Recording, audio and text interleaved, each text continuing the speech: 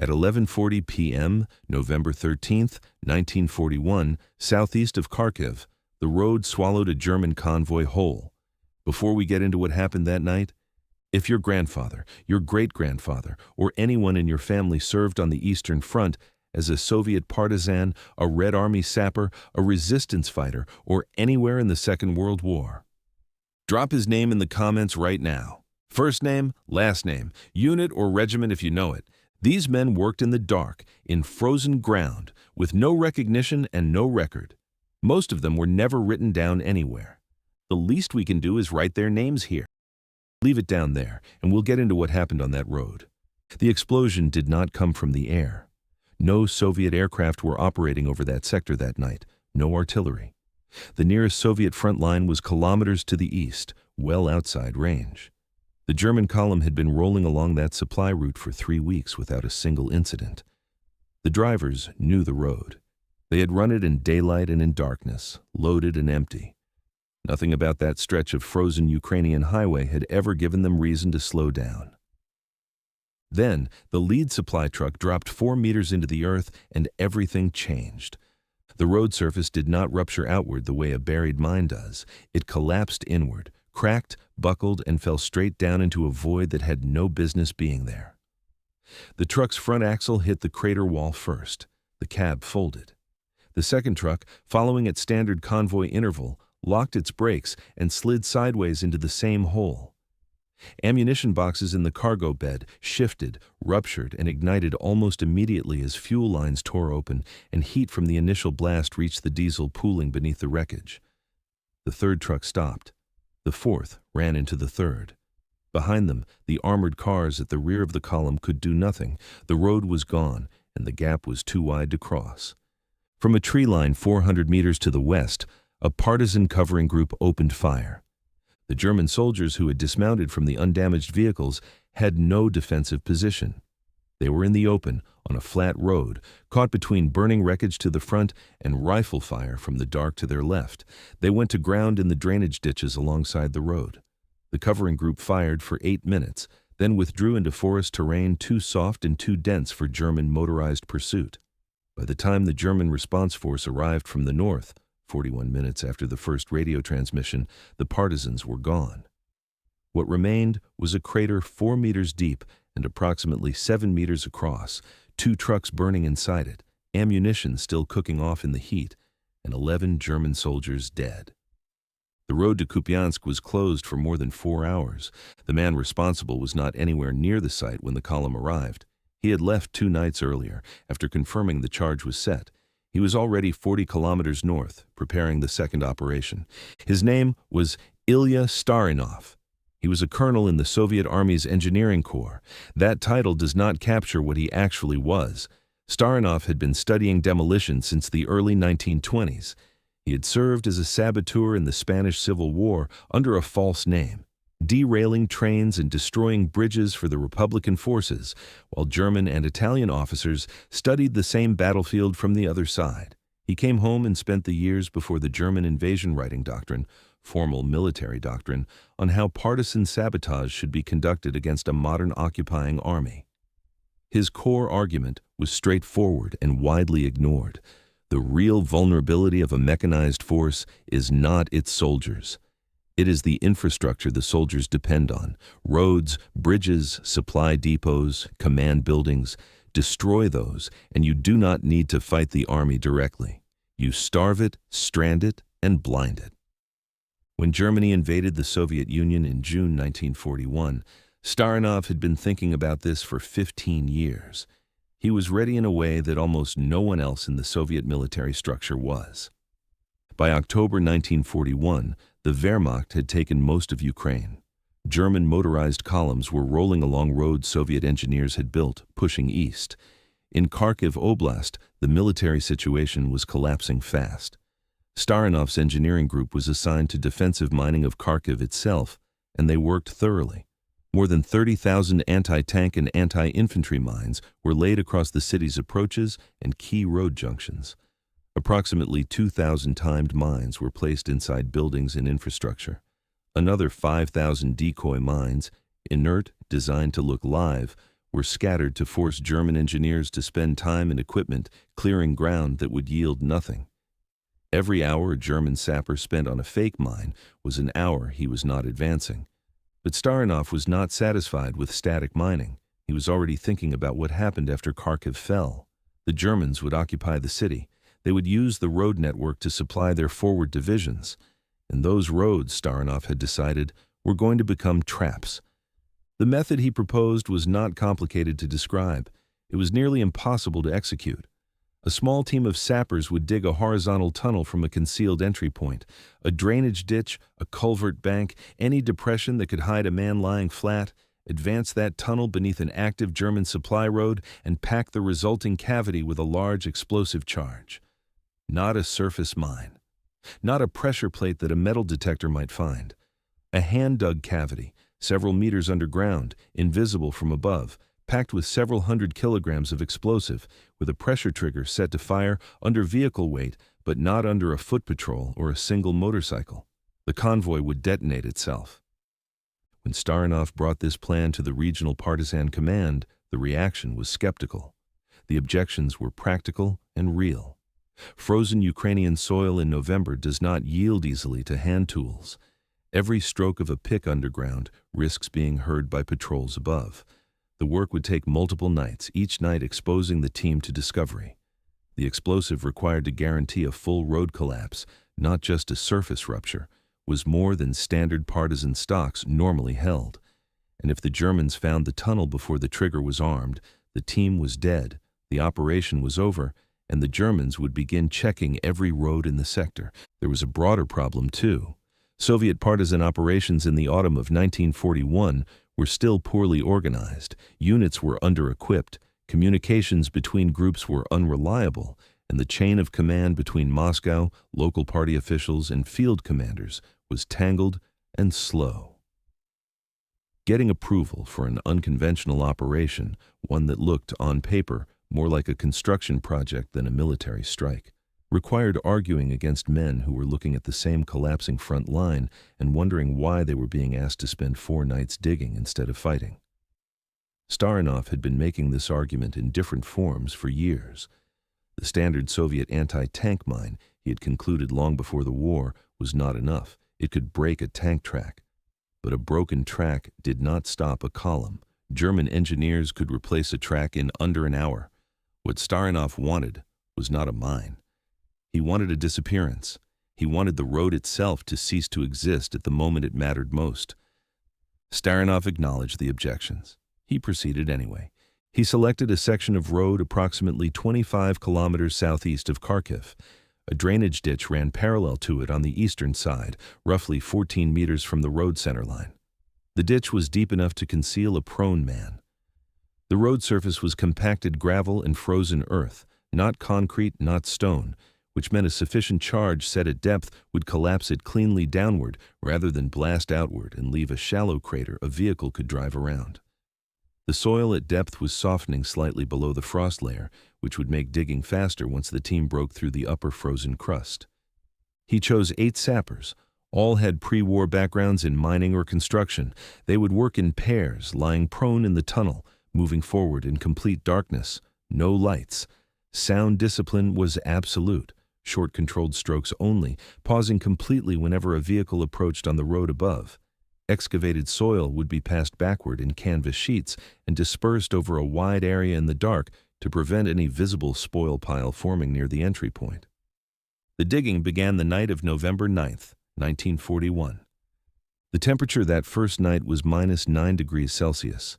The sappers entered the drainage ditch after midnight, moving in pairs across 200 meters of open field from a holding position in a farmhouse evacuated the previous week. They carried their tools wrapped in cloth to prevent any metallic sound. The first pair crawled forward, lay flat, and began working with short-handled picks in their bare hands, pushing loose soil back between their bodies. A third man at the ditch mouth received the soil in a canvas sheet and walked it out across the field in the dark, spreading it thinly so no visible mound would form. A fourth man kept watch to the north, ready to signal if headlights appeared. They measured progress in centimeters. The frozen surface crust was the hardest part, compacted by road traffic, dense and interlocked. Below it, the soil was looser, but prone to small collapses that had to be carefully shored with cut timber brought in specifically for that purpose. A tunnel collapse deep in the embankment meant a man trapped underground with no way out and a sound that would carry to the road surface above. German vehicle patrols passed at irregular intervals throughout each night, sometimes 30 minutes apart, sometimes closer to 90. The Germans varied their timing deliberately. When headlights appeared to the north, the men in the tunnel stopped completely and held still. The vehicles passed, the work resumed. After the first night, they had advanced approximately 1 meter into the embankment. Not enough. They came back the second night, and the third. By the fourth night, November 12th, they were directly beneath the road surface. At that point, they could hear German trucks rolling less than 2 meters above their heads. The sound was close and clear. Tires on frozen gravel, the low vibration of loaded suspension, the slow grind of engine braking on the slight downgrade. The sappers did not stop. They widened the cavity at center to accommodate the charge. Approximately 180 kilograms of explosive, military demolition blocks combined with industrial blasting powder acquired from a coal depot before the German advance, was brought forward in batches and packed into the hollow. The pressure trigger, designed by Starinov, was calibrated at roughly 4 tons of downward force. A staff car would not fire it. A fully loaded supply truck would. A tank certainly would. The team sealed the tunnel entry before 3 a.m. on November 13th. They collapsed the nearest section of drainage ditch, making the disturbance look like ordinary frost erosion. They dispersed the remaining spoil soil across 80 meters of field. By dawn, there was no indicator visible from the road that anything had changed. The column arrived at 11:30 that night. 8 supply trucks, a staff car at the front, 2 armored cars at the rear, motorcycle infantry as outriders, carrying fuel and ammunition forward to German units engaged near Kupiansk. The staff car crossed the buried cavity without incident. The trigger was set correctly. The car was too light. The first supply truck reached the midpoint. The road collapsed. The crater opened so fast the truck had no time to brake. It dropped front first, the cab crumpling against the far wall of the hole. The second truck behind it slid into the same void. The ammunition aboard ignited within seconds. The column was split, vehicles forward of the collapse isolated from those behind, the armored cars at the rear unable to cross without bridging equipment that was not in their inventory. The road was effectively closed. 41 minutes later, the German response force arrived from the north. They found the crater, the burning trucks, 11 men dead, and no enemy in sight. What they could not immediately explain was how it had happened. There was no blast signature on the road surface consistent with a standard buried mine. There were no wires, no detonator components on the surface. German engineers initially concluded the destruction had been caused by an unusually large mine and expanded metal detector sweeps along the road network in the sector. This was the wrong conclusion. Metal detectors search from above. Starinov's tunnel had been entered from the side, from a drainage ditch, and the charge had been placed laterally, not dropped in from above. The sweeps found nothing because there was nothing to find from that direction. The following morning, 40 kilometers north in Kharkiv itself, the second device fired.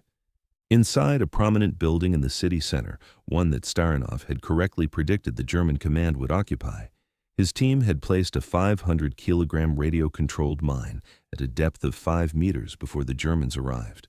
Above it, at 2 meters, they had placed a smaller slow-action mine as a deliberate decoy. The intention was specific. German sappers would sweep the building, find the upper mine, remove it, declare the building safe, and allow senior officers to move in. That is exactly what happened. The German 68th Infantry Division command staff occupied the building. On the evening of November 13th, the lower mine activated on radio signal. Lieutenant General Georg von Braun and every officer in the building were killed. The 2 operations had been planned as a sequence. The road ambush was timed to pull German security forces south toward the blown convoy during the hours when the Kharkiv device was counting down. Starinov described the logic later in his memoir. Never attack one target when you can force the enemy to respond to 2 simultaneously. German intelligence eventually traced both operations to the same man, Adolf Hitler placed a personal bounty of 200,000 Reichsmarks on Starinov's capture or death, a sum that in 1941 occupied Ukraine could have bought a man a new life entirely. German counterintelligence searched for him throughout the remaining years of the war. They never found him. He kept moving, kept training, kept building. Through 1942 and into 1943, Starinov ran training programs for partisan sabotage units across occupied Ukraine, Belarus, and the Bryansk forest region. His methods spread through the partisan network. By the summer of 1943, Soviet partisans trained under his doctrine were derailing German supply trains at a rate that caused serious disruption to Wehrmacht logistics across the entire Eastern Front. The Germans responded by deploying tens of thousands of additional troops specifically to guard rail lines, men pulled from frontline duty to stand watch over railway tracks in the dark. That diversion of manpower was, in its own way, part of the intended effect. In late 1941, Starinov submitted a report to Soviet High Command arguing that a partisan saboteur was more valuable per unit of resource than a tank battalion. He wrote that a tank battalion is a terrible force on the battlefield, but when it is on a troop train, it is completely defenseless and can be destroyed by 2 or 3 partisan saboteurs. Stalin's headquarters did not act on the memo. They were thinking in divisions and fronts, not drainage ditches and tunnels. Starinov thought in drainage ditches. That approach, multiplied across thousands of trained saboteurs, helped strangle German logistics on the Eastern Front at a point when the Wehrmacht was still advancing.